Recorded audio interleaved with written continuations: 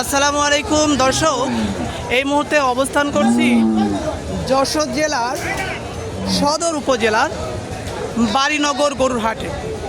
দর্শক, দেখানোর চেষ্টা করছি 2025 কুরবানি উপলক্ষে প্রস্তুতকৃত সুঠাম দেহের সুঠাম দেহের একটি ষাঁড় দেখানোর চেষ্টা করছি। দর্শক জানার চেষ্টা করব গরুটির মূল্য, চাওয়া মূল্য কেমন এবং বর্তমান বাজারের পরিস্থিতি কেমন।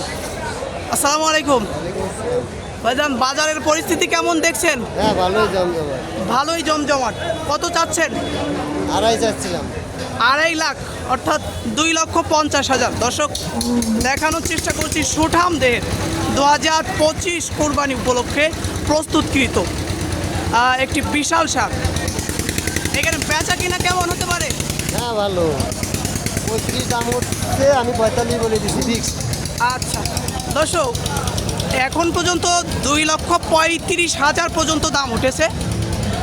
45,000, 2,45,000 টাকা হলে এই ধরনের অনেকটা আইকনিক ষাঁড় বলা যেতে পারে, এই ধরনের আইকনিক ষাঁড় কেনা যাবে। দর্শক, যদিও খুব সুনামধন্য একটি হাট না, তারপরেও প্রচুর পরিমাণ এই বাড়িনগর 7 মাইল বাড়িনগর এই বাজারটিতে প্রচুর পরিমাণে গরুর আমদানি হয়েছে।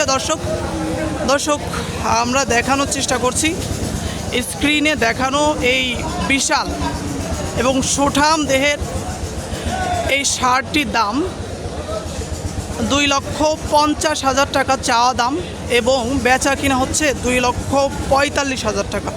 ভাইজান, মাংসের টার্গেট কেমন?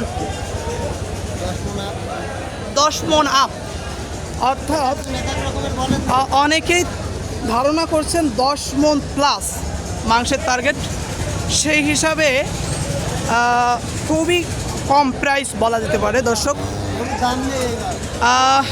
অনেকটা কুরবানি আসন্ন হওয়াতে অনেকটা গরুর দাম কমে গেছে, এই ধরনের আর কি অনেকেই অভিযোগ করতেছে। দর্শক, যশোরের বাজারগুলোতে ঘুরে ঘুরে আপনাদেরকে দেখানোর চেষ্টা করেছি কুরবানির বর্তমান বাজার সম্পর্কে।